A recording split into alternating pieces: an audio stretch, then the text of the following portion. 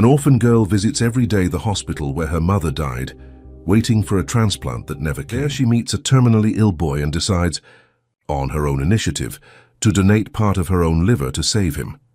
What she didn't know was that the boy's father was a millionaire, and when he finds out, he does the unbelievable. Before listening to this incredible story, don't forget to subscribe to the channel for more exciting tales. The smell of hospital disinfectant was something Helena, at 7 years old, had already grown accustomed to. Her small footsteps echoed through the corridor of the central hospital as she held tightly to the hand of Rose.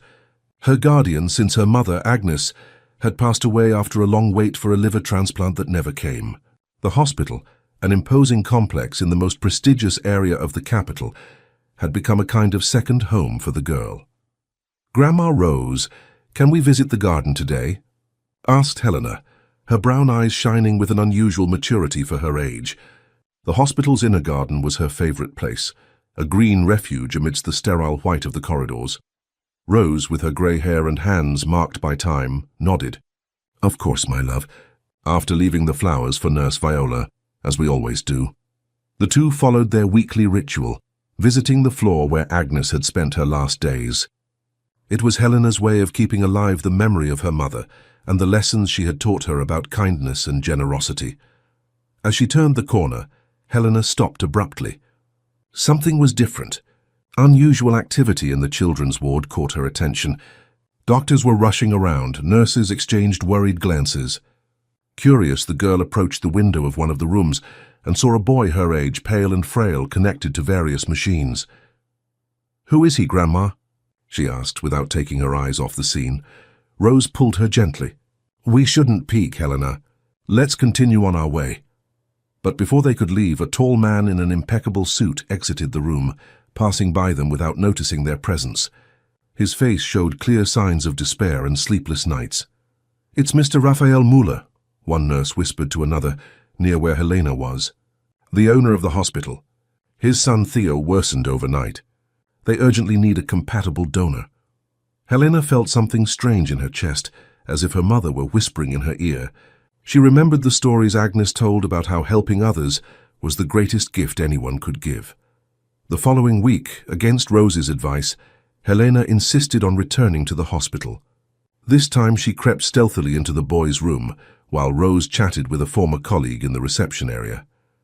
Theo was awake, but his blue eyes seemed distant, lost on the white ceiling. Helena hesitated at the door, but something impelled her inside. "Hi," she said simply. The boy turned his head slowly, surprised by the unexpected visitor. "Hi," he replied weakly. "Who are you?" "Helena." "And you're Theo, right?" "I heard the doctors talking." She approached the bed. "Are you sick?" Theo nodded.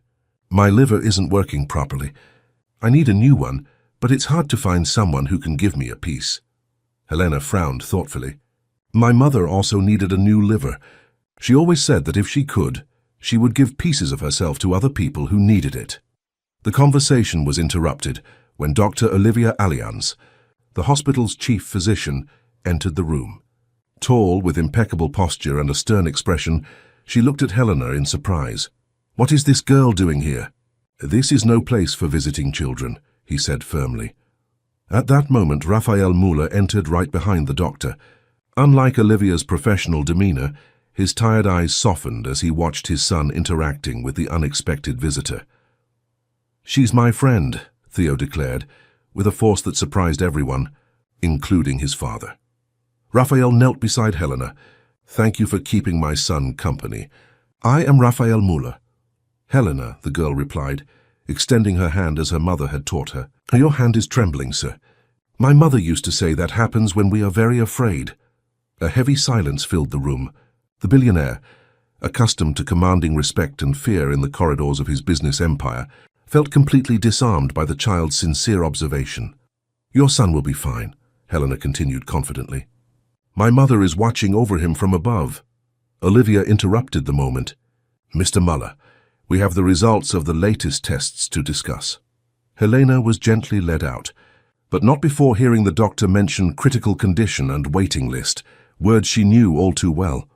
Back in the waiting room, Rose greeted her with a mixture of relief and reprimand. "Helena, where were you?" I was worried. I met a boy who is sick just like his mother was, Helena replied simply. That night, while Rose prepared tea in the small kitchen of the modest apartment where they lived, Helena remained unusually silent. Her thoughts were with Theo, with his distant gaze and with her father's barely disguised despair. "Grandma," she finally called, "how can someone give a piece of their liver to another person?" Rose almost dropped her cup. "Why are you asking that, dear?" "That boy in the hospital, Theo. He needs a new piece of my liver. What if I could give him a piece of mine?" "Helena!" Rose sat down stunned.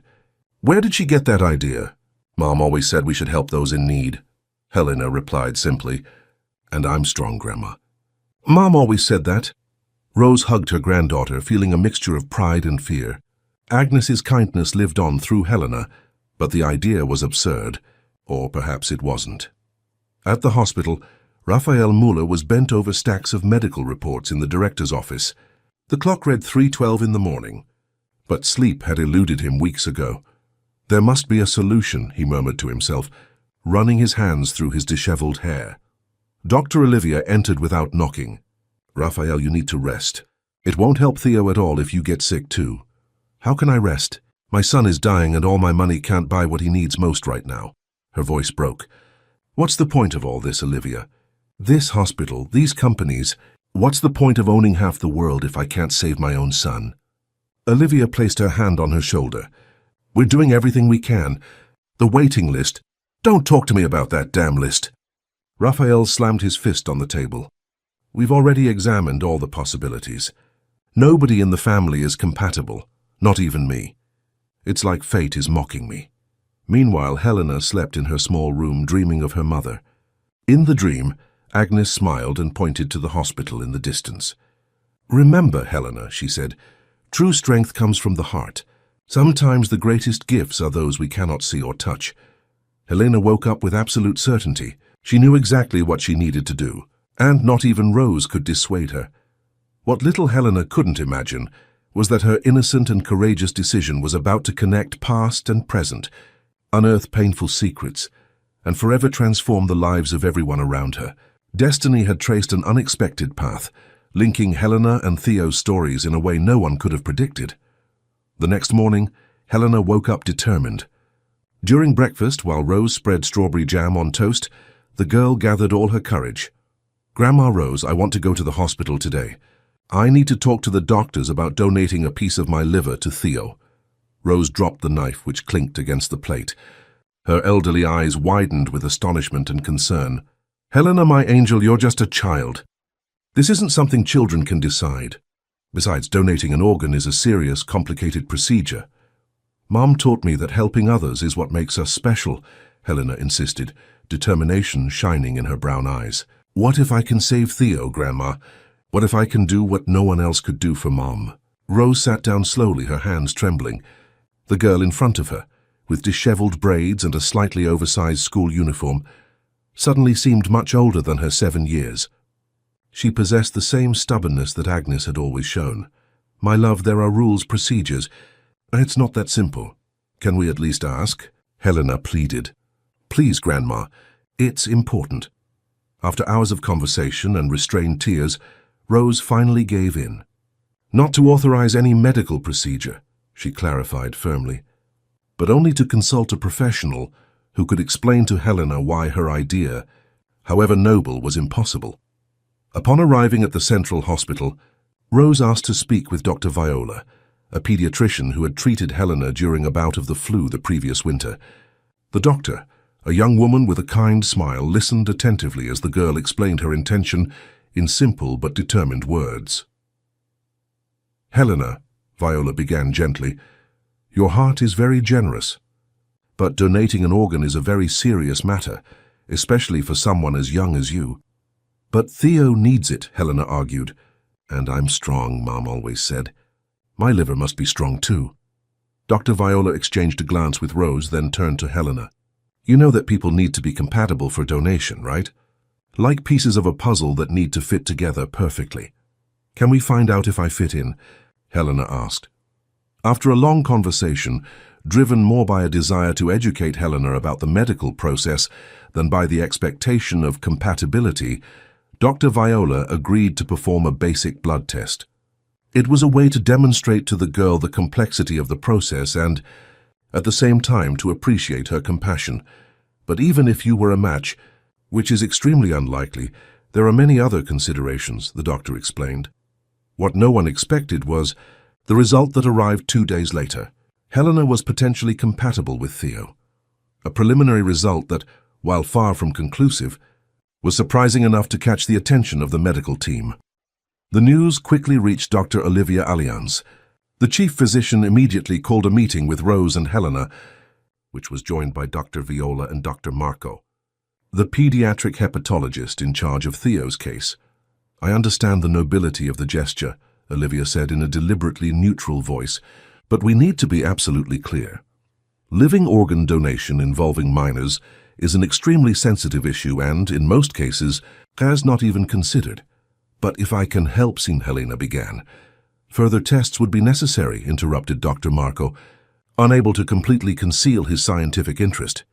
"And even then there are ethical, psychological and legal issues that would need to be carefully evaluated." "What tests?" Helena asked.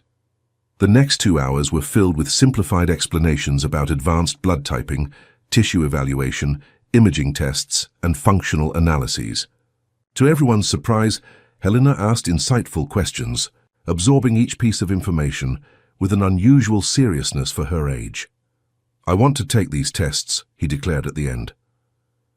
An uncomfortable silence settled in the room. It was Rose who broke it, her voice trembling with emotion. "If, and only if, these tests are safe for Helena, and if this helps show her that there are other ways to help the boy, I authorize the preliminary tests. Only the non-invasive ones," he added quickly. What should have been just a formality, an educational gesture, turned into something unexpected when, a week later, the full results arrived. Helena was, by some improbable quirk of fate, compatible with Theo at levels rarely seen between unrelated people. The news was met with disbelief by the medical team. Dr. Olivia examined the results repeatedly, as if expecting to find some error. "This is extraordinary," murmured Dr. Marco, adjusting his glasses as he studied the data. The information was kept secret away from Raphael Muller's ears. The team decided they shouldn't raise false hopes, especially considering that, regardless of compatibility, there was the seemingly insurmountable obstacle of Helena's age. However, fate intervened again. 2 nights later, Theo suffered an acute crisis. His body was rapidly rejecting palliative treatment, and doctors estimated he had only days, perhaps hours, if radical intervention was not performed. Raphael, distraught in tears beside his son's bedside, confronted Dr. Olivia. "There must be something, anything we can do." It was at that moment that Dr. Marco, driven by a mixture of desperation and scientific fascination, revealed the existence of a potentially compatible donor. "A 7-year-old girl," he explained, carefully avoiding looking at Olivia, whose expression had hardened. "An extraordinary match." "A child?" Raphael seemed confused. "How is that possible?" "Who are the parents?" "I need to talk to them immediately." "Her guardian, actually," Marco corrected. "It's a complex situation." Meanwhile, in the small apartment where they lived, Helena woke with a start. She had dreamt of Theo, pale and weak in his hospital bed. "Grandma," she called, entering Rose's room, "we need to go to the hospital. Theo needs me." Rose, sleepy and confused, tried to calm her granddaughter, attributing the premonition to a simple nightmare. But Helena was insistent, with an almost supernatural conviction. "Now, Grandma, we can't wait until morning." Reluctantly, Rose got dressed and, even though it was almost midnight, took Helena to the hospital. She hoped that a short walk through the quiet corridors would be enough to calm the girl's agitation. What they found, however, was a hospital in full swing, with medical teams rushing to the pediatric ward. "See, Grandma?" "I knew it," said Helena, her little face lit up with a quiet certainty. On their way to Theo's room, they crossed paths with Raphael, who was walking briskly alongside Dr. Marco. Upon seeing Helena, the doctor stopped abruptly. "It's her," he said to Raphael, "the potential donor." Raphael looked at the little girl, the same one who had visited his son days before. His eyes red with tiredness and worry, filled with a mixture of hope and disbelief. You want to help my son?" she asked, her voice breaking. "I want to give him a piece of my liver," Helena replied simply. "My liver is strong and I can share it." Rose, realizing the seriousness of the situation, tried to intervene. "Helena, darling, we've already talked about this. It's not that simple." "Actually," interrupted Dr. Marco, "Theo's condition has deteriorated drastically. We're considering unconventional options." Dr. Olivia approached, her heels echoing in the silent hallway. Her face was composed behind a mask of professionalism, but her eyes revealed an intense internal struggle. "We need to talk in private," he said firmly, directing the group toward an empty conference room. What followed was an intense ethical, medical, and legal debate. Rose, protective and cautious, demanded absolute guarantees that Helena would not be at risk. Raphael oscillated between desperate hope and overwhelming guilt for considering accepting the sacrifice of another child. Dr. Olivia presented technical and ethical objections, while Dr. Marco passionately defended the viability of the procedure. Helena sat silently, watching the adults debate her future and Theo's. When she finally had a chance to speak, her small voice silenced the room. "If I don't help, what happens to Theo?" The silence that followed was more eloquent than any answer. The girl nodded as if confirming something she already knew. "Then there is no choice," he concluded simply. Hours later, after urgent consultations with the ethics committee, legal experts and psychologists, an unprecedented decision was made. The early morning hours at the Central Hospital were silent, except for the occasional sound of equipment and the discreet movement of the medical team. In the first hours of that extraordinary morning, 2 stretchers traveled down the corridor towards the operating room, one carrying Theo Muller, whose yellowish skin revealed the seriousness of his condition, and the other carrying Helena, who maintained a disconcerting serenity for a child about to undergo such complex surgery. Rose walked beside her granddaughter, holding her small hand. Her silent prayers mingled with a fear she desperately tried to hide. Behind her, Raphael Müller followed the medical procession like a man in a trance, torn between hope for his son's life and the weight of responsibility for what was about to happen to Helena. "Everything will be all right." "Grandma," Helena whispered, reversing the roles of comfort. "Mom is watching over us." In the preparation room, Dr. Viola performed the final checks before the anesthesia. "Helena, you are the bravest girl I have ever met. When you wake up, it will all be over, and you will have done something incredible." Helena smiled. "You'll take good care of my little piece of liver, won't you, so that it grows strong in Theo?" The doctor swallowed hard, moved by the simplicity and depth of the question. "We'll take very good care of him. I promise." As the anesthesia began to take effect, Helena felt herself floating. Her last conscious thoughts were of her mother, Agnes, wondering if she would be proud. The procedure lasted 8 hours. Dr. Marco led the team responsible for removing a portion of Helena's liver, while Dr. Olivia personally supervised the transplant to Theo. The tension in the operating room was palpable. Everyone involved was aware of the unprecedented nature of the operation. In the waiting room, Rose and Raphael shared a silence heavy with anxiety. 2 people from completely different worlds, united by their love for 2 children whose destinies were now irreversibly intertwined. "She talks a lot about her mother," Rose finally said, breaking the silence. "Agnes always taught her to think of others." Raphael nodded, unable to find the right words. The name Agnes stirred a vague unease within him, like a familiar melody whose origin he couldn't pinpoint. Finally, after what seemed like an eternity, Dr. Marco appeared in the doorway of the waiting room, still wearing his surgical cap. His face showed the weariness of hours of intense concentration, but his eyes shone. "The surgery was a success," he announced with a restrained smile. "Helena is stable. The liver fragment was removed precisely and is already being transplanted into Theo. Both of their vital signs are excellent." Rose broke down in tears of relief, while Raphael squeezed the doctor's hand tightly, unable to express in words the gratitude he felt. 2 hours later, Dr. Olivia also brought good news. Theo's liver was functioning. The first few hours were critical, but the initial indicators were promising.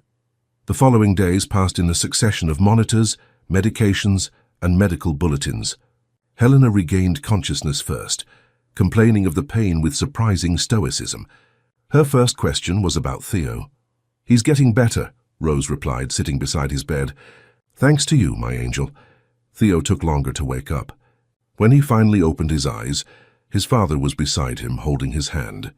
Color was already beginning to return to his cheeks, a sign that the new liver was working. "Dad?"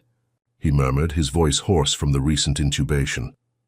"I'm here, son," Raphael replied, his voice choked with emotion.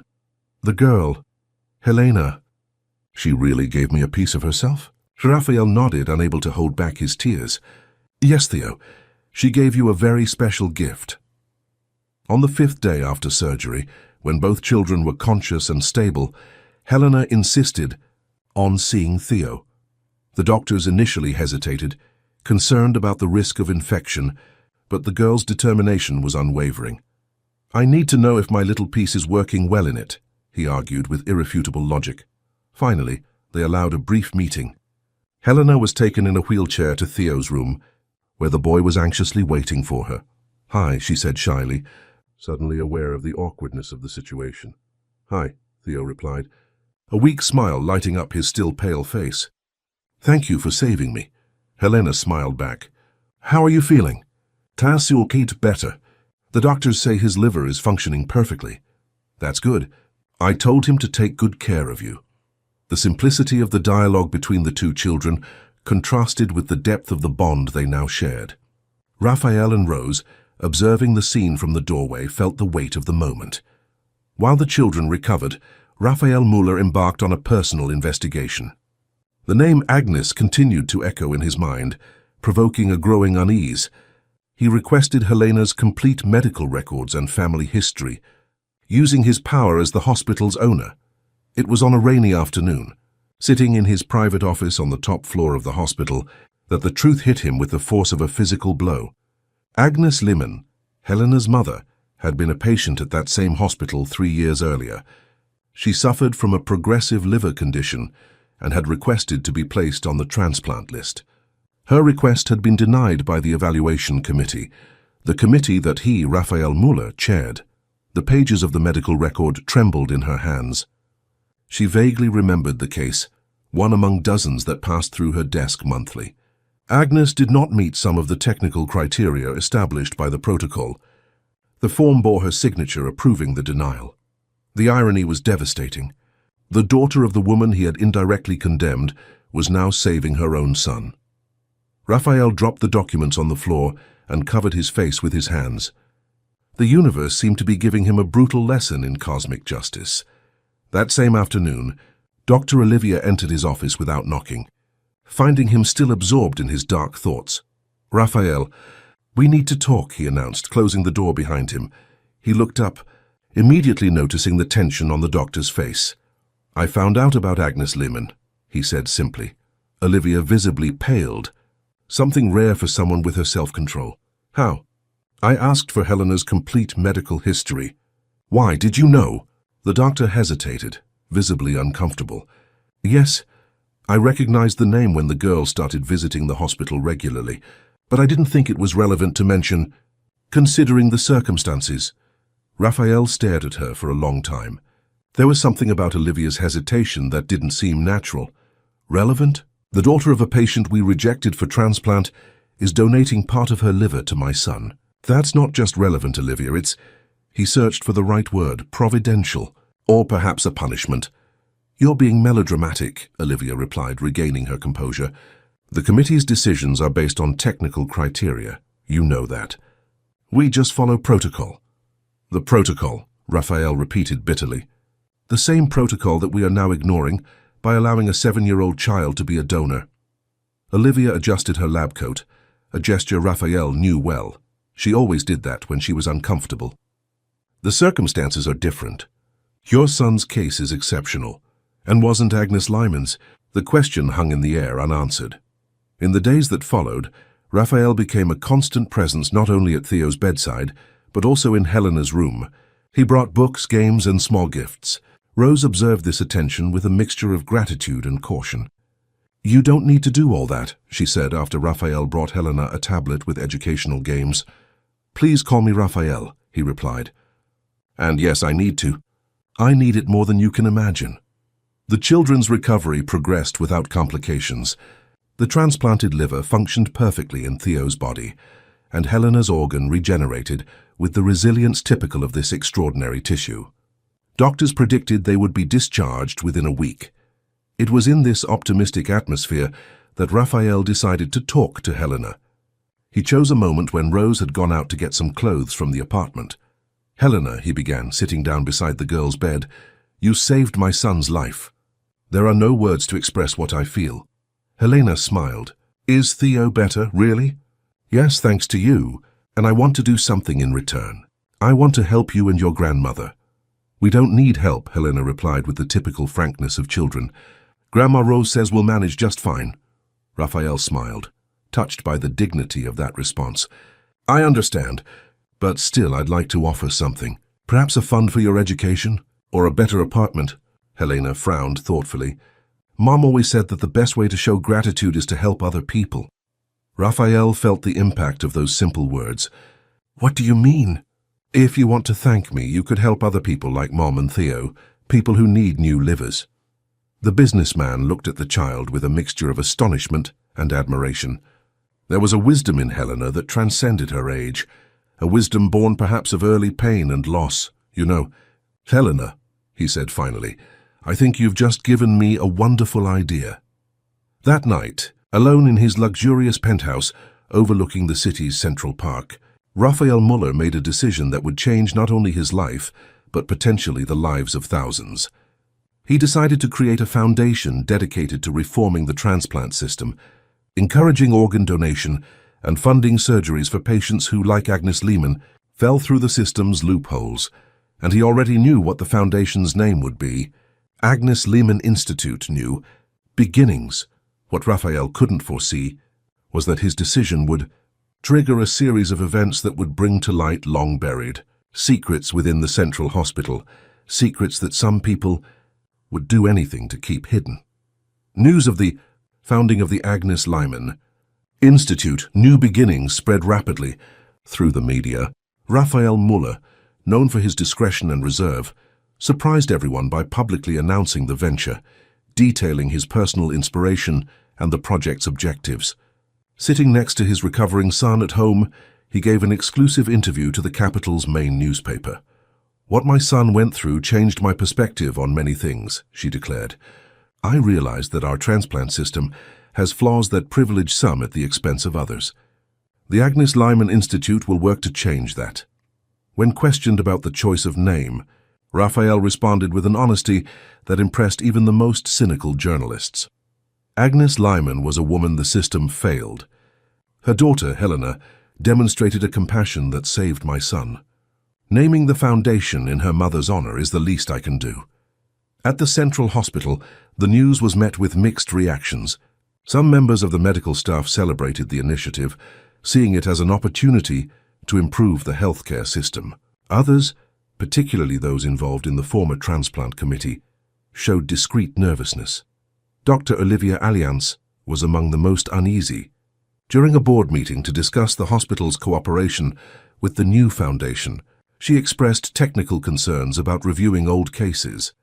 "I'm not questioning the nobility of the initiative," he argued, maintaining a professional tone, "but reviewing past committee decisions could set dangerous precedents and create false expectations for patients and their families." Raphael watched her intently as she spoke. There was something about Olivia's insistence that intrigued him. As chief physician, she had always been a staunch defender of protocols, but her resistance to the project seemed disproportionate. "The review is not punitive in nature, Dr. Alliance," he replied calmly. "The goal is to identify patterns and systemic flaws to improve our future criteria. No one is being blamed for following the protocols of the time." The tension between the two was palpable, even though it was kept under a veneer of professional cordiality. Meanwhile, Helena and Theo continued their recovery, now in their respective homes. Raphael had insisted on providing home medical care for Helena and Rose, sending nurses and equipment to their small apartment. Rose initially resisted, but eventually accepted the support upon realizing the benefits for her granddaughter's recovery. The two children kept in touch through daily video calls, developing a friendship that transcended the extraordinary physical connection they shared. Theo, previously an introverted child isolated by his illness, flourished with Helena's energy and optimism. She, in turn, was enchanted by her new friend's knowledge and curiosity. "Did you know that our livers are growing back?" Theo explained during one of their conversations, showing him an anatomy book his father had given him. "Mine is growing with the piece you gave me, and yours is regenerating on its own." "Like a starfish?" asked Helena, fascinated. "Almost. It's one of the only organs that can do that." "Cool, right?" Helena smiled, instinctively touching the scar on her abdomen. "It means a part of me will forever remain inside you." "We're like brothers now," Theo concluded seriously. "Brothers by blood." The expression made Helena laugh, a clear sound that filled the hospital room, where Theo was still recovering with joy. From the hallway, Raphael watched the interaction with a melancholic smile. The innocence of that bond contrasted painfully with the ethical and moral dilemmas he now faced. That afternoon, after the video call, Raphael took Helena and Rose for a walk in the park. It was the girl's first outing since her surgery, and she was thrilled at the prospect of feeling the sun and seeing the trees again. During the walk, while Helena fed the ducks from a distance, Raphael finally had the opportunity to talk to Rose alone. "What was she like?" "Agnes, I mean," he asked hesitantly. Rose looked at her granddaughter before answering, as if searching for traces of her daughter in the child's face. Agnes was like Helena, in many ways. Determined, generous even to a fault at times. She had a gift for seeing the best in people, even when they didn't deserve it. She paused. When she received the diagnosis, her first concern was how Helena would grow up without her, not her own suffering. Raphael felt a lump in his throat. "And Helena's father?" "He was never present. A brief relationship. During a trip Agnes took to the countryside. He never knew about the pregnancy, and she never wanted to look for him. She said that the two of them, she and Helena, were a complete family." "Rose," Raphael began, choosing his words carefully, "I need to tell you something. About Agnes and the transplant committee." The elderly woman turned to face him, a shadow of understanding already passing through her tired eyes. "You were on the committee that denied her the transplant, weren't you? Helena told me you were the head of the hospital." The frankness of the question caught him off guard. "Yes," he admitted. "I chaired the committee that evaluated her case, and I signed the denial." Rose nodded slowly, without showing the anger or accusation that Raphael expected. "Agnes never blamed anyone," he finally said. "She always said that the system was bigger than individuals, that no one was to blame for following established rules, even if they were unfair. Even so, I feel I owe an apology to you and Helena." Rose looked again at her granddaughter, who was now chasing a butterfly, her laughter echoing through the park. "Look at her. Mr. Muller. Helena is alive, she's happy, and she's just done something extraordinary. There's nothing to apologize for. What's done is done. But still, if you really want to do something," Rose interrupted with surprising firmness, "continue with this foundation. Change the system that failed Agnes. That will be more valuable than any apology." The conversation was interrupted when Helena ran back, breathless and smiling. "Grandma, Mr. Muller, there's a family of newborn ducklings. Come and see." On the way back to the hospital, Raphael drove in silence, lost in thought. The absence of resentment in Rose disconcerted him. There was a dignity in her acceptance that made him question his own motivations. Was he creating the foundation out of genuine conviction, or merely to appease his guilt? Upon arriving at the Central Hospital, a surprise awaited him. Fiona Sallin, a reporter known for her investigative stories, was at the main entrance, clearly waiting for him. Raphael briefly considered entering through another entrance, but decided to face whatever came his way. "Mr. Muller," the journalist approached him as soon as she saw him, "I would like to ask you some questions about the Agnes Lyman Institute, specifically about your personal connection to the Agnes Lyman case." Raphael maintained a neutral expression, aware of the cameras. All relevant information was released in the official statement. "Ms. Sallin, the foundation was inspired by the generosity of Helena, Agnes's daughter, but you omitted a crucial detail, didn't you?" Fiona insisted. "The fact that you were the one who denied the transplant to Agnes Lehman." A small group of employees and patients began to form, drawn together by the confrontation. "As chairman of the commission at the time, I signed many decisions based on the protocols then in force," Raphael replied cautiously. "It is precisely because I recognize the flaws in those protocols that I am creating the foundation." "So you admit there was wrongdoing in the Agnes Lehman case?" Raphael paused, aware that his answer could have significant legal implications. "I admit that the system can and should be improved. If you'll excuse me, I have a hospital to manage." As he walked away, he could hear Fiona asking another question. "And how do you explain that Agnes Lehman's blood type was incorrectly recorded in the system, making any possibility of a compatible donation impossible?" Raphael stopped abruptly. This was information he was unaware of. He turned slowly. "What?" The reporter's expression made it clear that she had gotten exactly the reaction she was hoping for. "According to our investigation, Agnes Lehman's medical record contained a discrepancy in her blood type. The error was documented but never corrected, making it impossible for her to be considered for compatible donations that became available later." Raphael felt his blood run cold. Administrative errors had occurred, but the implications of this revelation were disturbing. "If you'll excuse me, Ms. Sallin, I need to verify this information personally.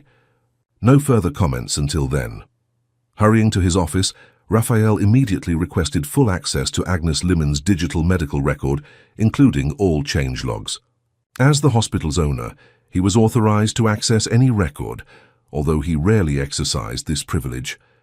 What they found confirmed the reporter's claim. Agnes's blood type had been altered in the system 2 days after her initial admission. From O to AB+, a change that would make her incompatible with most potential donors. Even more disturbing, the log indicated that the change had been made using their own administrative credentials. Raphael leaned back in his chair, stunned. He hadn't made that change. Of that he was absolutely certain. Someone had used his access to deliberately alter Agnes's record.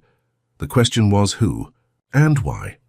That same night, while Raphael was still processing the discovery, Dr. Olivia discreetly arranged for Helena's transfer to another floor of the hospital, claiming a need for specialized monitoring. The doctor had noticed the growing attention the girl was receiving and the media's interest in her story. "It's for her own good," she explained to the head nurse. "All this exposure can be harmful to a child in recovery."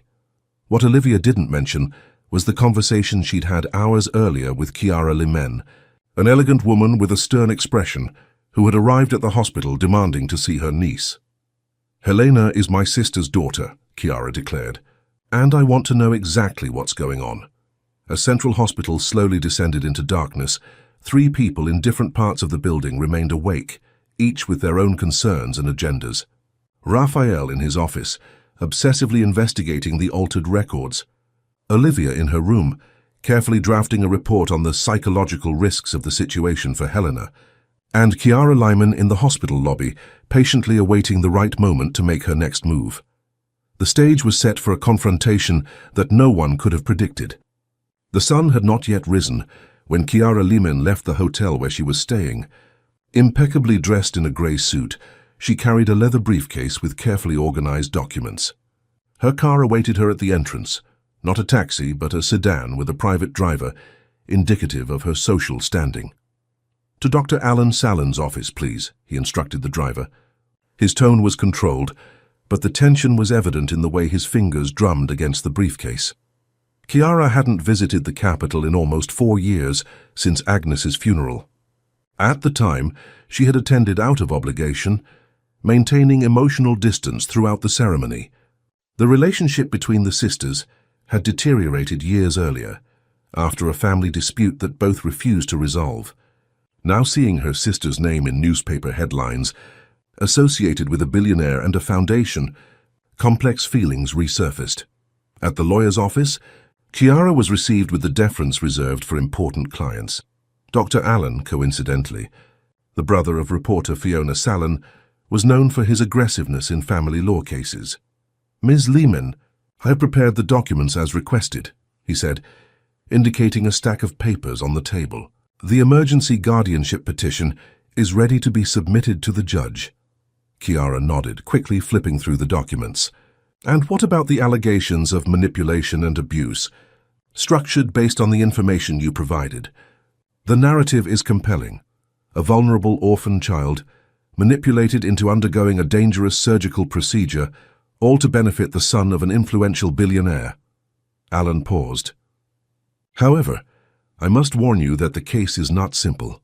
The procedure was approved by the hospital's ethics committee and had the consent of the legal guardian. Rose is an elderly lady and easily influenced, Kiara replied curtly.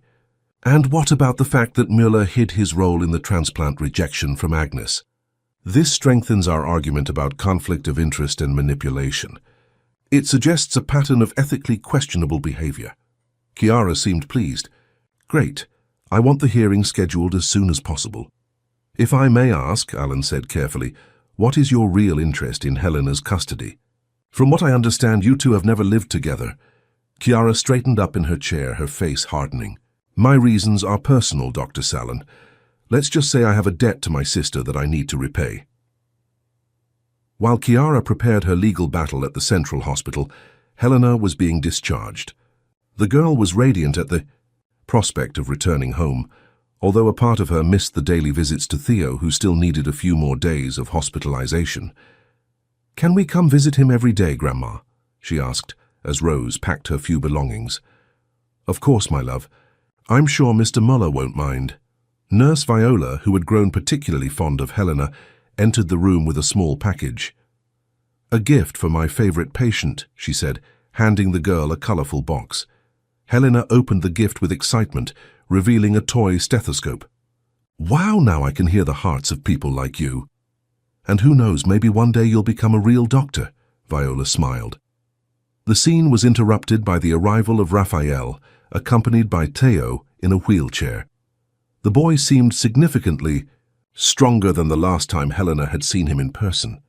"And we've come to say goodbye," Raphael announced, "or rather to say see you later, since I hope you'll visit us often."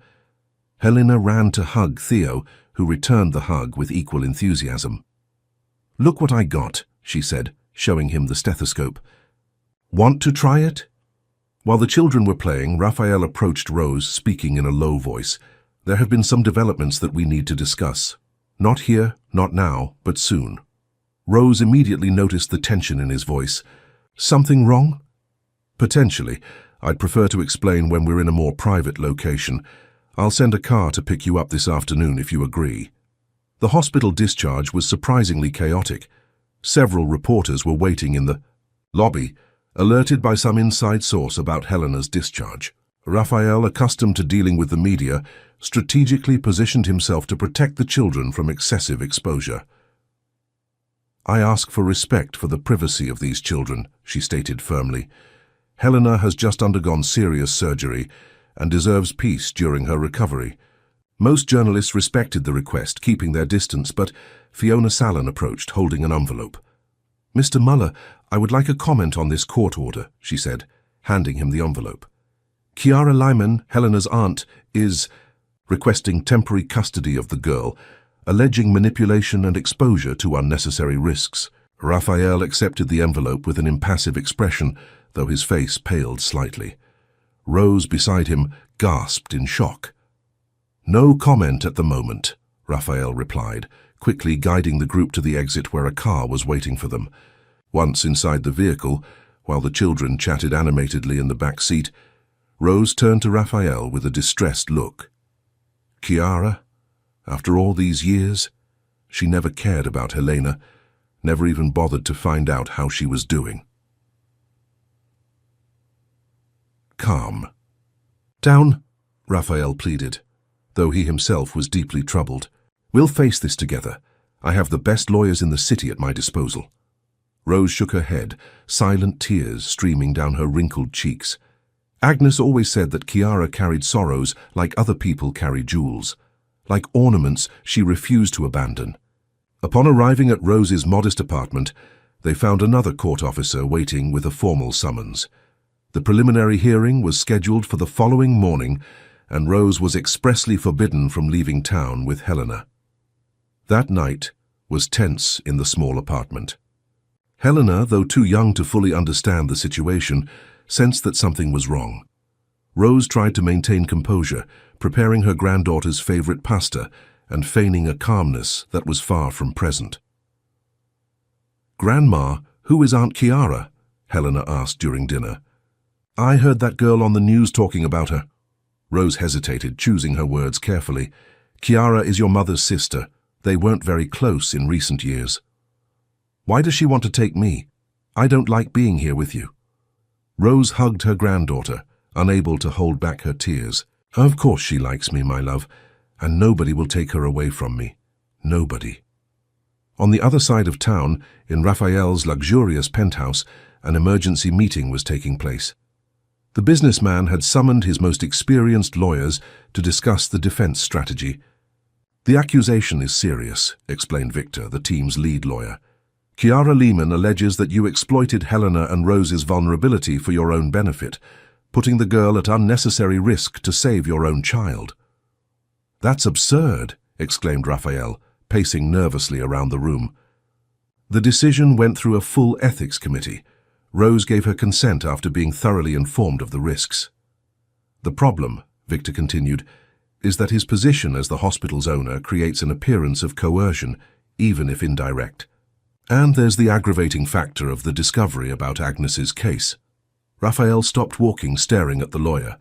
"How did they know about this? Fiona Sallin even mentioned the change in blood type, information I only found out about yesterday." Victor shook his head. "Someone inside the hospital is leaking information, someone with privileged access to the records who has an interest in harming him." The businessman immediately thought of Olivia, but kept his suspicion to himself. He needed proof before making accusations.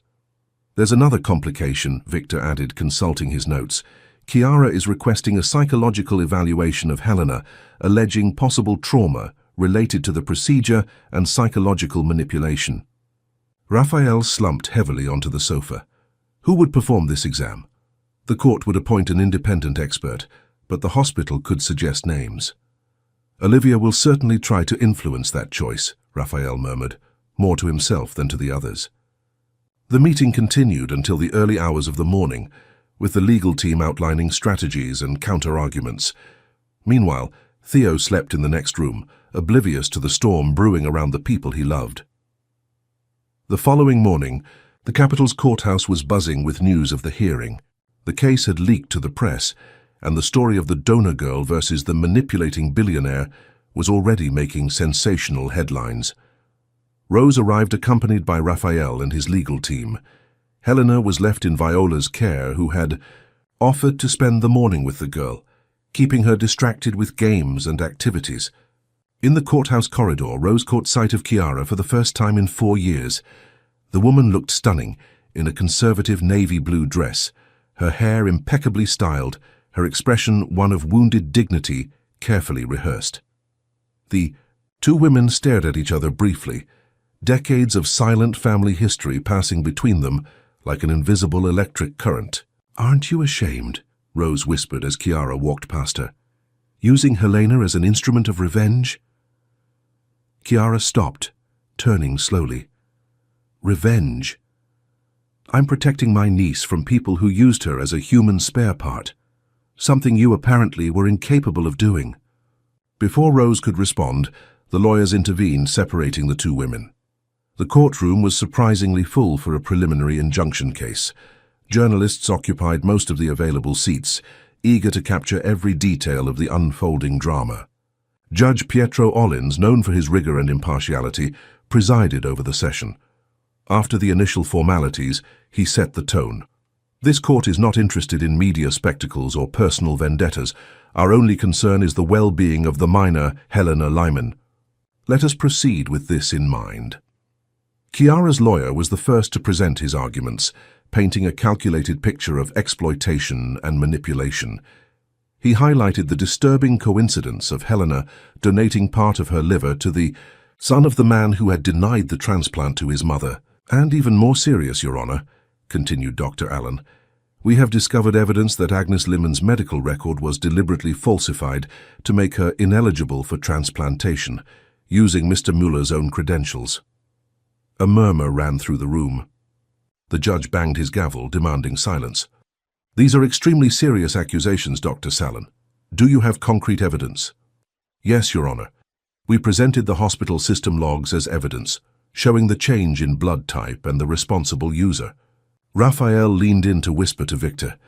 They both knew this was just the beginning of a battle that promised to expose long-buried secrets at the central hospital, secrets that could destroy reputations and, more importantly, profoundly affect the future of two innocent children whose destinies had become extraordinarily intertwined. The preliminary hearing proceeded like a rising storm. Following the forceful accusations made by Chiara's lawyer, Victor stood up to defend Raphael and Rose. His approach was cautious and technical, emphasizing the ethical scrutiny the donation procedure had undergone. "Your Honor," he began in a calm, firm voice, "the transplant was approved by an independent ethics committee composed of experts from various institutions. Helena's legal guardian, Ms. Rose, received complete information about the risks and benefits, and her consent was given free of any coercion." Judge Pietro listened attentively, occasionally making notes. His expression remained neutral, impossible to decipher. "Regarding the allegations about falsifying medical records," Victor continued, "my client was as surprised as we all were. In fact, it was Mr. Muller himself who initiated an internal investigation to find out what really happened." Chiara exchanged a skeptical glance with her lawyer. In the front row of the audience, Fiona Sallin watched everything, furiously taking notes in her notebook. "And what about the psychological well-being of the minor?" the judge inquired. "We have here a preliminary report signed by Dr. Olivia Allianz, chief physician of the Central Hospital, expressing concern about Helena's emotional state." Raphael felt a chill run down his spine. He hadn't known about this report. He looked at Victor, who seemed equally surprised. "Your Honor, this is the first time we have become aware of this document," Victor admitted. The judge frowned. "The report was added to the case file last night by the hospital's medical team." Dr. Allianz notes, and I quote, "The minor Helena has demonstrated potentially concerning behavior, including excessive attachment to patient Theo Muller and a tendency to make impulsive decisions based on idealized memories of her deceased mother." Rose let out an indignant sound, quickly silenced by a warning look from Victor. "Considering the seriousness of the allegations and this medical report," concluded Judge Pietro, "I order a full psychological evaluation of Helena Lyman to be conducted by an independent expert appointed by the court. Until the conclusion of this evaluation and the investigation into the possible falsification of medical records, I grant temporary shared custody between Rose and Chiara Lyman, with the girl remaining in her current residence, but with supervised visits from her aunt." The gavel fell, ending the session. Raphael felt both relieved and worried. The situation could have been much worse. Helena wouldn't have been separated from Rose, but the accusations continued to hang like a dark cloud. As they left the courtroom, they were surrounded by reporters. Raphael and Rose were quickly escorted out by security guards, while Chiara gave a brief interview, positioning herself as the protective guardian concerned with her niece's well-being. "My only concern is Helena," she declared with apparent sincerity. "A vulnerable child who lost her mother and was exposed to a dangerous and unnecessary surgical procedure. I respect the judge's decision and will await the psychological evaluation, confident that it will confirm my concerns." In the car on the way to Rose's apartment, Raphael finally expressed his frustration. "Olivia betrayed us. That report is completely fabricated. Helena is one of the most balanced children I've ever known, considering everything she's been through." Rose looked exhausted, her hands trembling in her lap. "Why would Dr. Allianz do this? I thought she was a friend of Agnes's." "A friend?" Raphael turned around, surprised. "They knew each other personally?" "Yes, they studied together in college. It was Olivia who originally diagnosed Agnes's condition and referred her to the transplant program." Rose paused, remembering. "But something happened between them. Agnes never wanted to talk about it." This information hit Raphael like a revelation. The pieces were starting to fall into place. Olivia's resistance to the foundation, her strange behavior when Agnes's name was mentioned. And now this damaging report, I need to investigate this further, he murmured, more to himself than to Rose.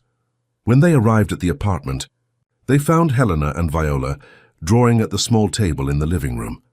The girl ran to hug her grandmother as soon as she saw her. "Grandma! I drew our family. Look, here's you, me, Theo, and Uncle Raphael." Rose hugged her granddaughter, exchanging a meaningful look with Raphael. Helena's idea of family had already naturally expanded to include them. "It's beautiful, my love," Rose replied, trying to keep her voice steady. "And guess what? Your Aunt Chiara is coming to visit us soon. You don't remember her, but she's your mother's sister." Helena frowned, confused. "Why hasn't she come before?" "And she lives far away," Rose improvised. "But now she wants to get to know you better." After saying goodbye to Viola, Raphael gently explained the situation to Helena using age-appropriate language. He mentioned that some people were concerned about her surgery and wanted to make sure she was okay, both physically and emotionally. "A lady will talk to you about how you're feeling," she explained. "It's important that you be honest, as you always are." Helena nodded earnestly. "Can I say that I want to keep seeing Theo? He's like a brother to me now." Raphael smiled, moved by the simplicity and depth of that definition. "Of course you can, darling. Just say exactly how you feel." After Helena went to sleep, Raphael and Rose discussed their next steps. The businessman was determined to find out who had altered Agnes's medical records using her credentials. "I need to go back to the hospital and examine the system logs more thoroughly. The change was made using my login, but there are certainly digital traces that can identify the real culprit." "Do you think it was Olivia?" Rose asked quietly.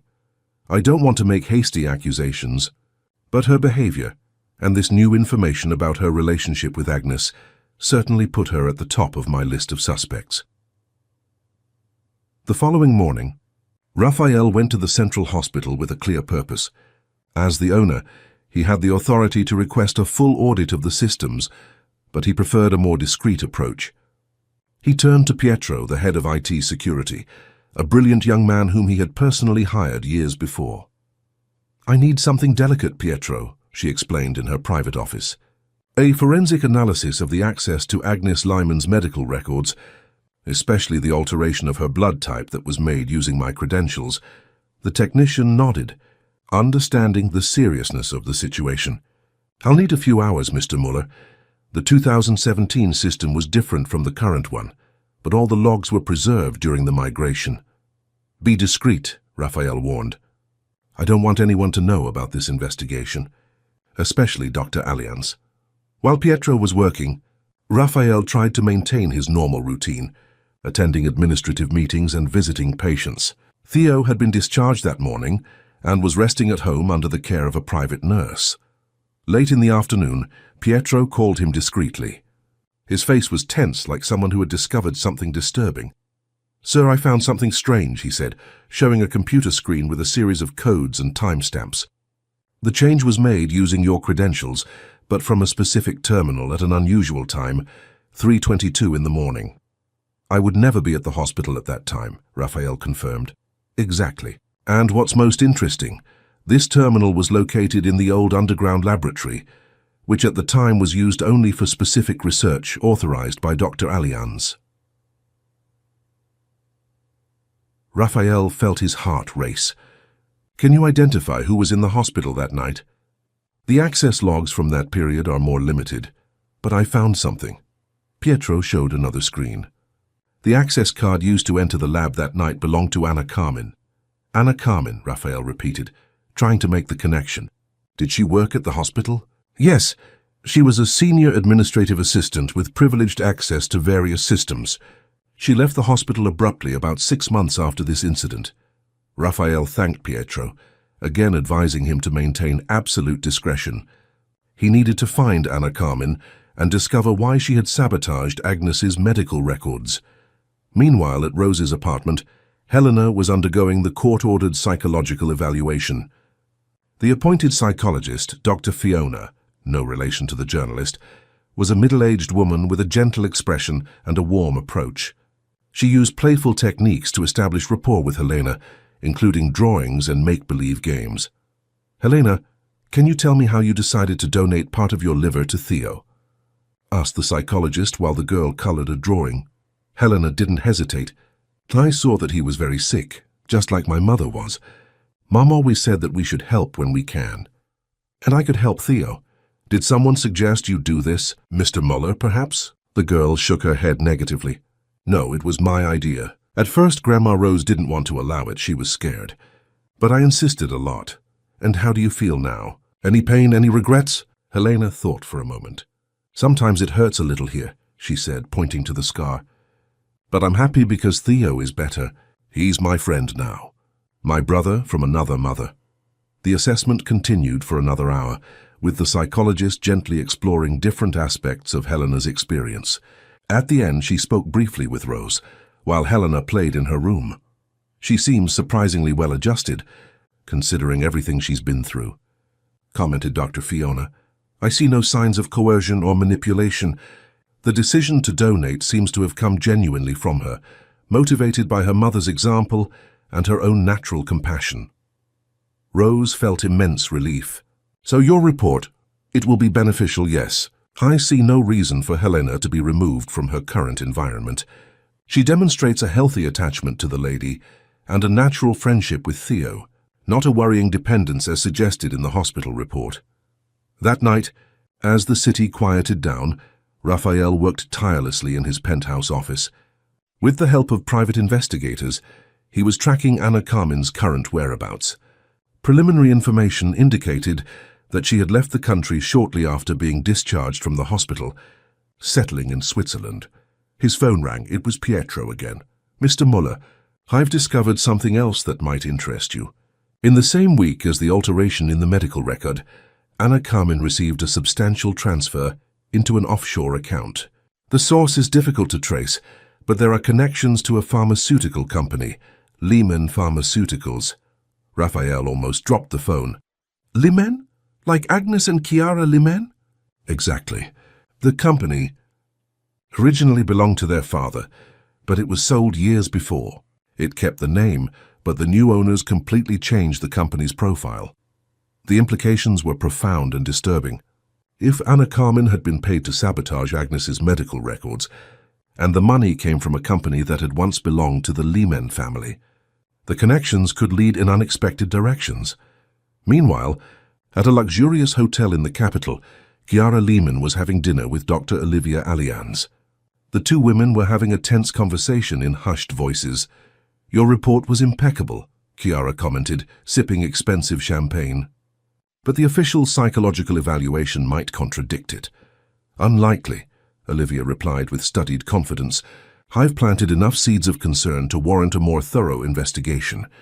The important thing is to keep Helena away from Muller long enough for the investigation into the medical records to be completed. What if they find out about Anna? Olivia gave a cold smile.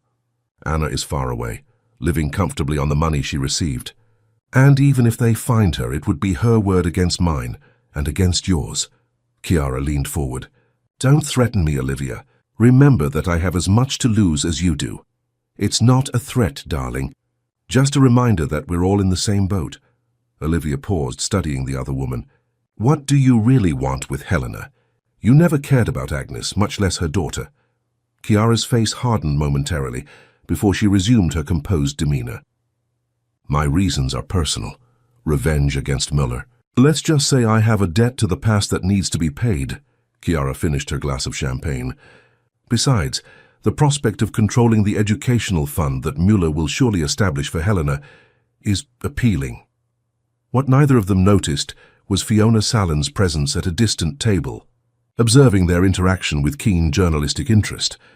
The reporter couldn't hear the conversation, but the mere fact that Chiara Lehman and Olivia Allianz were having dinner together in secret was already valuable information. The plot thickened, and Helena's future hung in an increasingly precarious balance.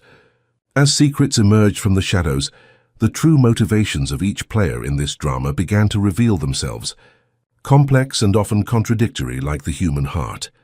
The capital city awoke to a light drizzle that Wednesday morning. Raphael Muller surveyed the city from his penthouse, his cup of coffee cooling in his hands. He hadn't slept. The revelations of the previous night about Anna Carmen and the mysterious connection to Lehman Pharmaceuticals had kept him awake, chasing digital clues and making international calls. His cell phone vibrated. It was Pietro again. "Mr. Muller, I've managed to get a contact in Switzerland. Anna Carmen currently works for a private clinic in Geneva." "Excellent work," Raphael replied. "I need to speak with her immediately." "I've already arranged it." She agreed to a secure video call at 2 p.m. local time. Raphael felt a surge of adrenaline. He could finally get direct answers. However, he knew he needed to be cautious. If Anna had been bribed once, she could easily be bought again to remain silent. "Pietro, I want you to discreetly record this conversation. Not for blackmail, but as evidence if necessary." As he hung up, Raphael noticed Theo standing in the doorway of the office, still in his pajamas, his hair disheveled from sleep. "Dad, you didn't sleep again," said the boy, his voice revealing concern beyond his years. Raphael smiled, extending his arms. Theo ran to hug him. "I'm just working on something important, son. How are you feeling today?" "Much better." "Can I visit Helena? I miss her." The simple and sincere request tugged at Raphael's heart. "Not yet, champ. Helena is undergoing some medical procedures, but soon, I promise." In truth, Raphael hesitated to involve Theo in the current situation. Chiara's accusations, the ongoing investigation, and the custody battle for Helena were all too complex for a child who had just regained his health. Meanwhile, in Rose's small apartment, Helena was also waking up. The morning routine continued almost normally: breakfast, cartoons, light exercises recommended by doctors for her recovery.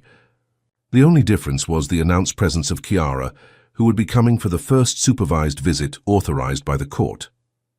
"Grandma, what's Aunt Chiara like?" Helena asked while Rose braided her hair. Rose hesitated, searching for the right words. "She's elegant, very intelligent. She's a bit like her mother, but in a different way." "Different how?" "Well, her mother was warm, always smiling. Chiara is more reserved." Helena absorbed the information in silence. After a moment, she asked, "Will she like me?" Rose felt a pang in her chest. "Who wouldn't want that, my love? You're the most special girl in the world." At precisely 10 a.m., the doorbell rang. Rose took a deep breath, mentally preparing herself for the meeting. Beside her, Helena nervously smoothed the blue dress she had chosen especially for the occasion. Chiara Lehman entered the apartment like a cool breeze. Impeccably dressed in a cream ensemble, her brown hair pulled back in an elegant bun, her eyes so similar to Agnes's, quickly scanned the modest room before landing on Helena. There was a moment of almost palpable tension when aunt and niece first looked at each other. The resemblance between Helena and Agnes was striking. The same expressive eyes, the same face shape.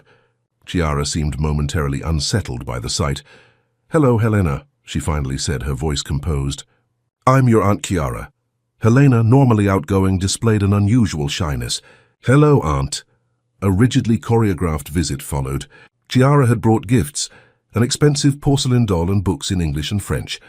Helena thanked her politely, although it was obvious that the gifts did not correspond to the interests of a child her age. The court-appointed social worker discreetly observed the interaction, making occasional notes. Rose stayed close, as tense as a violin string. "Helena, did your mother talk about me?"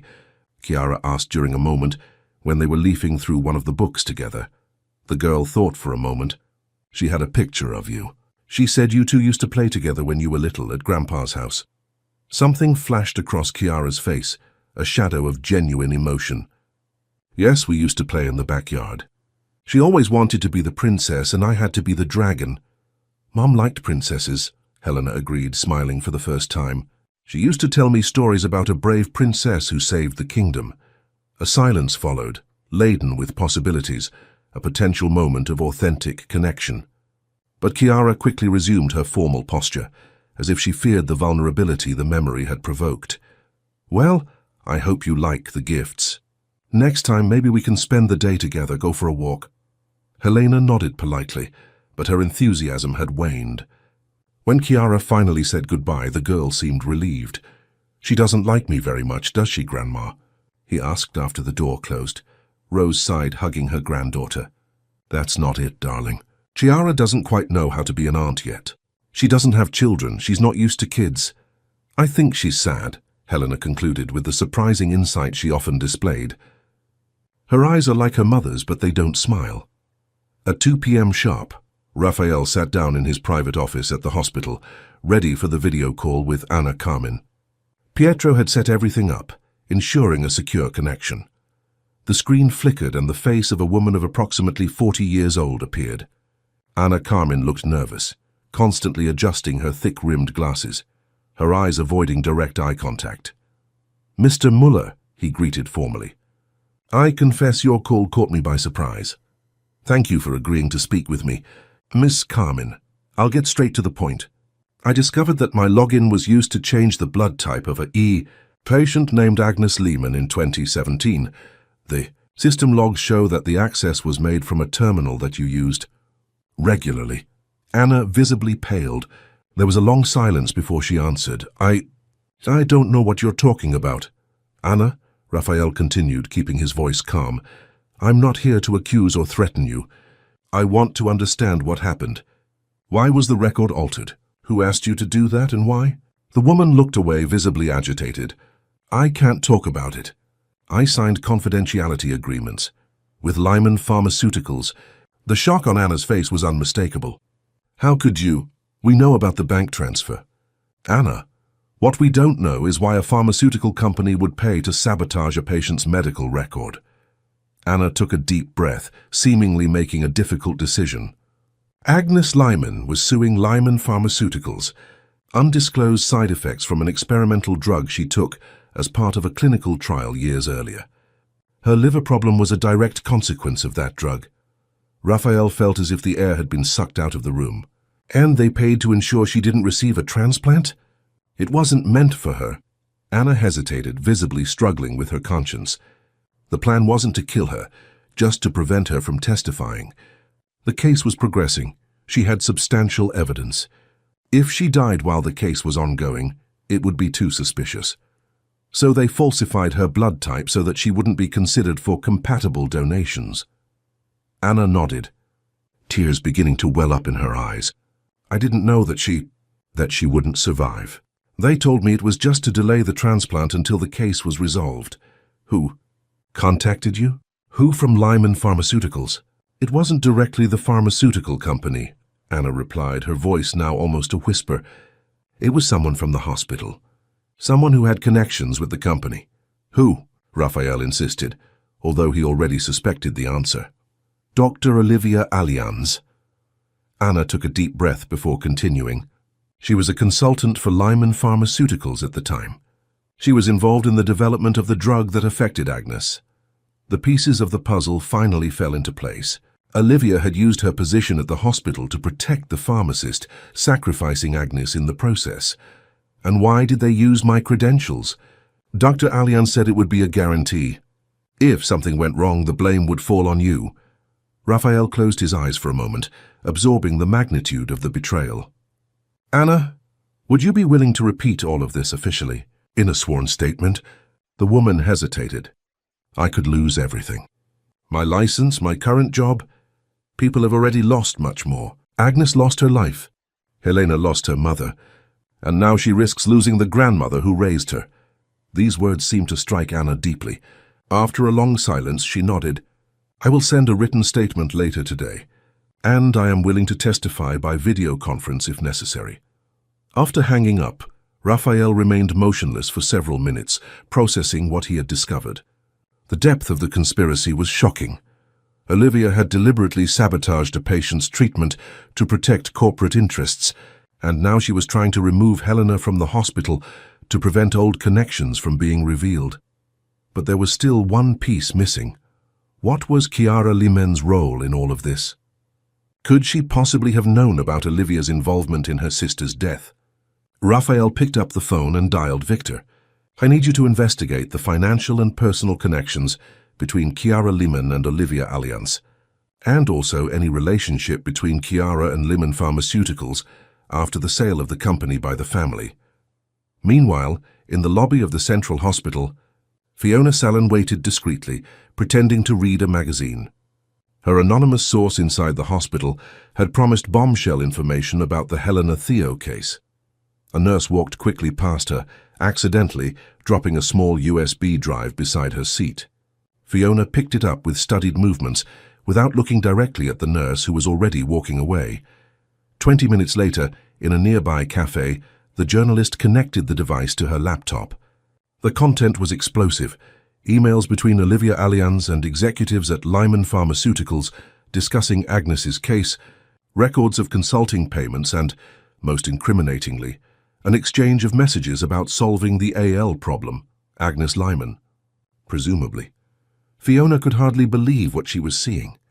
The story that initially seemed to be about a billionaire manipulating a vulnerable child had transformed into something much bigger, a corporate conspiracy that had resulted in the loss of a life and now threatened to tear a little girl away from the only family she knew. Her journalistic instinct told her to publish immediately, but an inner voice advised caution. This evidence had been obtained illegally. Furthermore, premature publication could harm the legal case that would surely form, and by extension, harm Helena. While she was considering her options, her phone rang. It was an unknown number. Ms. Sallin? The male voice on the other end sounded vaguely familiar. This is Raphael Muller. I know we've had our differences, but I believe we share a common interest, the truth about what happened to Agnes Lyman. Fiona felt a shiver of anticipation. I'm listening. I have information that might interest you, but I need your discretion, at least for now. Not for my reputation, but for Helena's safety. The journalist glanced at her laptop where the incriminating emails were still open. Coincidentally, Mr. Muller, I also have information that might interest you. They arranged to meet that evening at a neutral location, the city's public library, which was almost empty at that hour. Helena's day passed calmly after Chiara's tense visit. Rose tried to maintain an atmosphere of normalcy, but the girl sensed her grandmother's worry. "Grandma, you don't need to be sad," she said as they ate dinner. "Aunt Chiara isn't taking me. I don't want to go with her." Rose smiled sadly. "Sometimes it's not that simple, my love. There are laws, judges, decisions. But the judge will see that I'm happy here with you, won't he?" Helena placed her small hand on her grandmother's. "And Uncle Raphael will help us," he promised. The girl's simple faith in justice and in the promises of adults was both moving and painful. That night at the public library, Raphael and Fiona exchanged their findings. The reporter was shocked by Anna Carmen's testimony, while Raphael could hardly believe the emails Fiona had obtained. "We need to act with extreme caution," Raphael warned. "Olivia has powerful connections, and Lyman Pharmaceuticals is a multinational corporation with armies of lawyers." Fiona nodded, her instinct for a big headline momentarily suppressed by a desire for justice. "What do you suggest?" "Third, a two-pronged approach. You prepare the story, but don't publish it yet. I present the evidence to Judge Pietro in a private hearing, requesting the immediate suspension of Chiara's visits and Olivia's removal from the case." The journalist considered the proposal. What if the judge doesn't agree to a private hearing? If this goes to an open session, Olivia and Chiara will be alerted. "It's a risk we need to take," Raphael admitted, "but Pietro has a reputation for discretion and good judgment. I believe he will understand the delicacy of the situation." While they were devising their joint plan, neither of them noticed the discreet figure sitting several tables away, partially hidden by a stack of books, but perfectly positioned to observe them. It was Viola, the nurse who had cared for Helena and Theo, and who apparently had more connections and loyalties than anyone could have suspected. As soon as Raphael and Fiona parted ways, she picked up her phone and quickly typed a message. "Muller and the journalist are cooperating. They have evidence. They are planning to go to court before publishing anything." The answer came almost instantly. "Stop them. Use any means necessary." On her phone screen, the contact's name shone brightly, Dr. O. Allianz. The morning before the crucial hearing dawned with a clear sky and bright sunshine, contrasting sharply with the palpable tension hanging over everyone involved in the case. In Raphael's apartment, Theo ate breakfast in silence, observing his father, who, despite his impeccable suit, showed clear signs of fatigue. "Will everything be all right, Dad?" the boy finally asked, his small voice revealing the worry he had been trying to hide. Raphael forced a smile, stroking his son's hair. "Of course you will, champ. Today is an important day to ensure that Helena can stay with Rose. And maybe Maybe you can see each other soon. Theo's eyes lit up at the prospect. Promise, I have so many things to show her. I learned to play a new song on the piano, and I want to see if my liver can tell her any secrets. Raphael couldn't help but smile genuinely. The innocence with which the children viewed their extraordinary connection was both touching and a reminder of what truly mattered amidst all that legal and ethical battle. We'll do our best. Theo, I promise. Meanwhile, Rose was helping Helena get dressed for school. The girl had insisted on maintaining her normal routine, despite the tumultuous events around her. It was a Wednesday like any other for her. There would be music class, her favorite. Grandma, can I bring Mom's picture today? It's show and tell day at school and I want to talk about it. Rose hesitated. In recent days, she had deliberately avoided mentioning Agnes, fearing that the subject could be used against them in court. The psychologist's words echoed in her mind. She demonstrates a healthy relationship with her mother's memory, neither denial nor excessive idealization. Sure, my love. How about that one from the park, when you two were having a picnic? Helena nodded enthusiastically. Rose searched for the photograph in the small keepsake box she kept on the shelf. Upon opening it, she noticed something strange. The photos seemed to have been rearranged. She was sure the picnic photo was on top, but now it was in the middle of the bunch. Had someone been tampering with their belongings? The suspicion was unsettling, but there was no time to investigate. The driver Raphael had sent to take them to court was already waiting at the door. At Central Hospital, Olivia Allianz had been in her office since the early hours of the morning, visibly agitated. Her phone wouldn't stop ringing. Messages from Viola, calls from Chiara, emails from Lyman Pharmaceuticals lawyers. The web she had carefully woven over the years was about to unravel. Doctor, the board is requesting your presence in the meeting room, her assistant informed her through the half-open door. It seems urgent. Olivia took a deep breath, adjusting her impeccable white coat, a symbolic armor she always wore in times of crisis. Upon entering the meeting room, she found not only the board of directors, but also two men she immediately recognized as investigators from the Medical Ethics Committee. Dr. Allianz, the chairman of the board, began, his expression grave. These people have some questions about the case of Agnes Lehmann and her involvement with Lyman Pharmaceuticals during the period in question. The doctor felt her blood run cold, but she maintained her composure. Years of practice in concealing her true emotions had prepared her for moments like this. Certainly, he replied with a professional smile. I am available to clarify any doubts. At the Central Forum, Judge Pietro Ollins had already begun his review of the documents submitted by Raphael and Fiona Salon's team. The journalist had not published her story, fulfilling the agreement, but had provided all the evidence for the legal process, keeping secure copies as a guarantee. The hearing was scheduled for 10 a.m., and all interested parties had been notified, except Olivia, whose presence was not legally required at this stage, although the evidence directly implicated her. It was a strategic decision by Raphael and Victor, aimed at preventing her from preparing pre-trial defenses. Chiara Lehmann arrived punctually, elegant as always in a navy blue suit that exuded authority. Her lawyer, Dr. Allen, seemed less confident than in previous hearings, suggesting that perhaps he had already been briefed on some of the new evidence. Rose and Helena entered next, accompanied by Raphael. The girl immediately ran to the businessman, hugging his legs with genuine affection. Uncle Raphael, I missed you, she exclaimed. Is Theo feeling better? When can I see him? Raphael knelt down to be at her eye level. He's doing great, Helena, and he misses you very much too. If all goes well today, you'll be able to see each other very soon. Chiara watched the interaction with an unreadable expression, but her eyes revealed an internal struggle. For the first time since the beginning of the process, there seemed to be a hesitation in her resolve. When Judge Pietro entered, everyone stood up. His expression was even more serious than usual. Before we officially begin, I would like to inform you that I have reviewed the documents submitted by Mr. Muller and consider the evidence sufficiently serious to warrant a special procedure. This will not be a typical custody hearing, but a preliminary investigation into possible obstruction of justice falsification of medical records, and potentially other more serious crimes. A murmur echoed through the room. Chiara visibly paled. "First, I would like to hear Mr. Muller present the evidence he has discovered." Raphael stood up, leaning briefly on the table to disguise the trembling in his hands.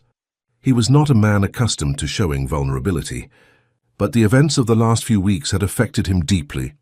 "Your Honor, the evidence we have presented conclusively demonstrates that Agnes Limen's medical record was deliberately falsified in 2017, not by me as initially suggested, but by Anna Carmen, then an administrative employee at Central Hospital, acting under the direct instructions of Dr. Olivia Alliance."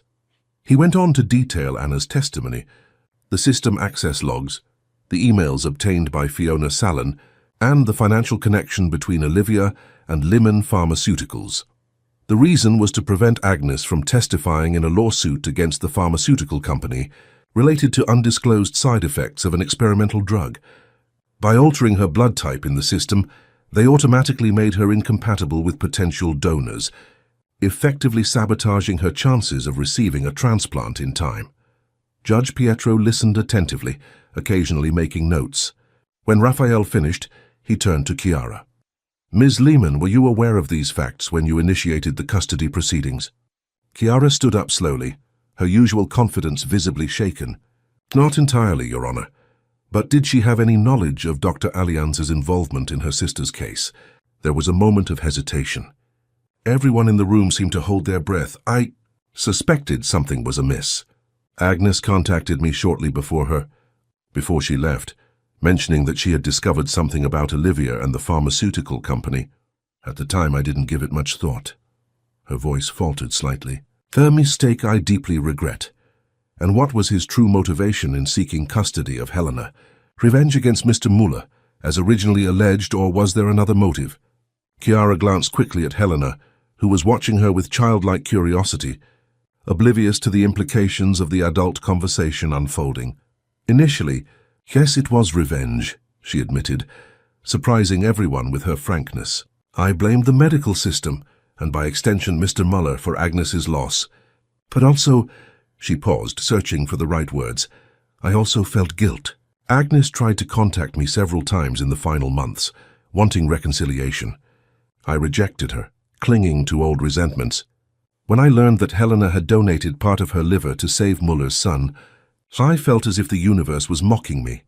The niece I never knew showing a compassion I was unable to offer my own sister." The unexpected confession created a dense silence in the room.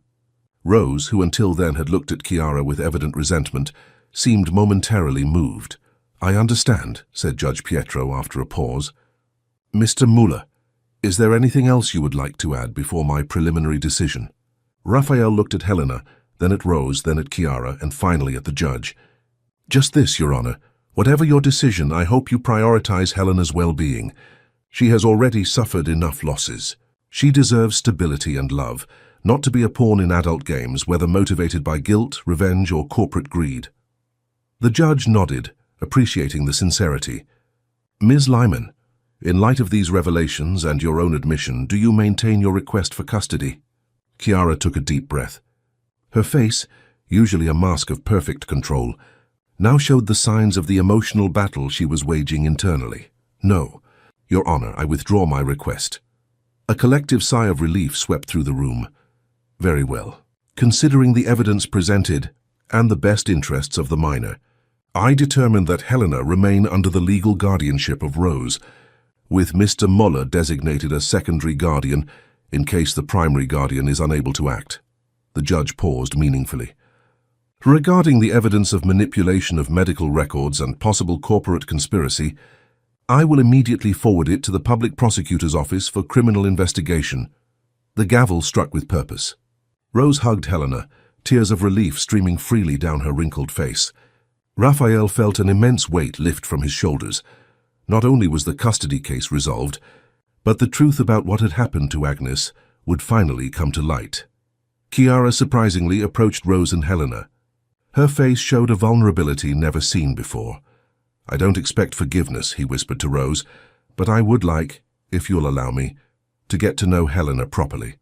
Not as a guardian or authority figure, just as an aunt. Agnes would like that. Rose, after a moment of hesitation, nodded slightly. Perhaps. In time. Helena, observing the interaction, unexpectedly extended her hand to Chiara. Mom used to say that forgiving makes the heart lighter. You can come visit me if you want. I can show you my seashell collection. The simplicity and generosity of the gesture brought tears to Chiara's eyes, possibly the first in many years. Meanwhile, at Central Hospital, Olivia's condition was rapidly deteriorating. Investigators had found detailed records on her computer of her collaboration with Lehman Pharmaceuticals, including explicit emails about neutralizing Agnes Lehman. When officers arrived to arrest her, Olivia tried to escape through the back of the hospital, only to be intercepted by Fiona Sallin, who was documenting everything with her professional camera. The image of the renowned doctor being escorted out of the hospital that had been her kingdom would be on the front page of every newspaper the following morning. That afternoon, on Raphael's rooftop, a small celebration brought together the protagonists of that extraordinary drama. Theo, radiant with joy, showed Helena all his favorite toys and books. The two children, united by a bond that transcended the physical, seemed to have their own language, made of laughter and shared secrets. Rose watched the scene with a serene smile. Beside her, Raphael offered her a glass of champagne. To a new phase, he proposed as a toast. To a new family, Rose corrected gently. Raphael considered the word family, something that, despite all his wealth and power, he had never truly had since the loss of his wife years before. Looking at the children playing, at Rose with her gentle smile, and even at Chiara, who had been invited and remained discreetly in a corner of the room, he felt that perhaps finally he could understand the true meaning of that term. "Helena," Theo called excitedly, "I want to show you something." The boy lifted his shirt, revealing the surgical scar, almost identical to Helena's. "We're the same now. Scar siblings." Helena laughed, showing her own mark. "Liver siblings forever." Raphael approached the children, kneeling down to be at their level. "You know, Helena, if you and Rose want to, we'd love for you to come live here with us. There's plenty of space and Thea would be so happy." Helena looked at Rose, who nodded gently. The girl then turned to Raphael, her eyes shining with an unspoken question. Can I call you Dad?" he asked hesitantly. "I never had one, and you take care of us like Mum used to say dads do." Raphael felt his heart swell in his chest, involuntary tears blurring his vision. "It would be an honor, Helena." "The greatest honor in the world." Theo joined the spontaneous embrace that followed, and soon Rose was also pulled into the family circle. From her corner, Chiara watched the scene with a mixture of melancholy and hope. Perhaps it wasn't too late for her to find redemption and genuine connection as well. In the months that followed, justice took its course. Anna Carmen returned to the country to testify, receiving partial immunity in exchange for her full cooperation. Olivia Alliance and several executives of Lehman Pharmaceuticals were indicted on multiple charges.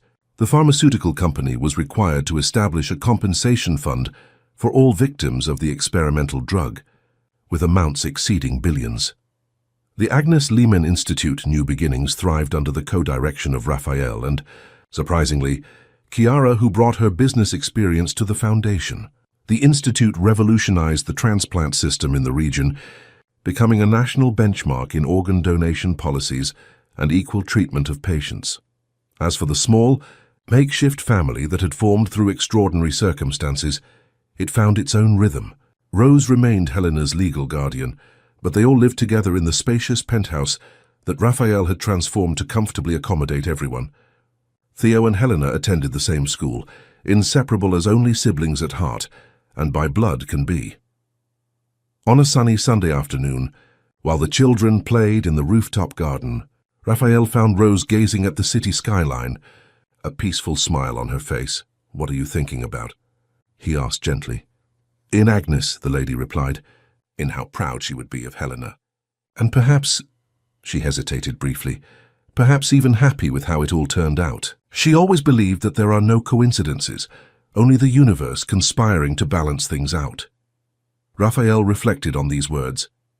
Agnes's tragedy had, in an unexpected and painful way, paved the way for something beautiful, the healing of her son, the exposure of a corporate conspiracy, Chiara's redemption, and the formation of a family united by bonds that transcended blood and conventions.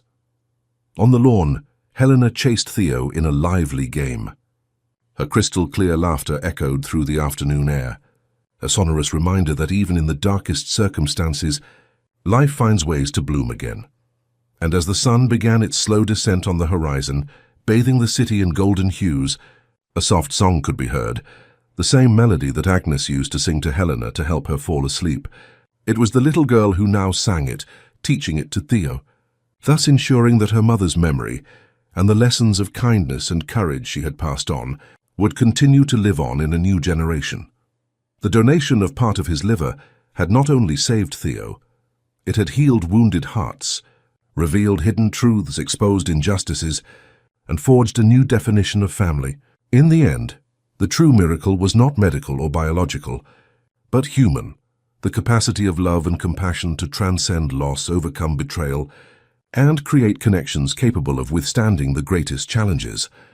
And if someone were to ask Helena if she would do it all again, knowing all the revelations and complications that would follow, her answer would be simple and immediate, coming from the depths of her childlike heart that carried the wisdom of a much older soul. 1,000 times yes, because family is who we choose, and I chose all of you. End of story. Dear listeners, we hope Helena and Theo's journey has touched your hearts. To continue being moved by stories like this, be sure to subscribe to our channel, activate the notification bell, and like this video. Every week, we bring you new narratives that explore the depth of human feelings and the beauty of the bonds we form. Find our special playlist of stories about family by clicking the link on the left. And don't forget to share in the comments which moment in this story moved you the most. We look forward to reading your impressions.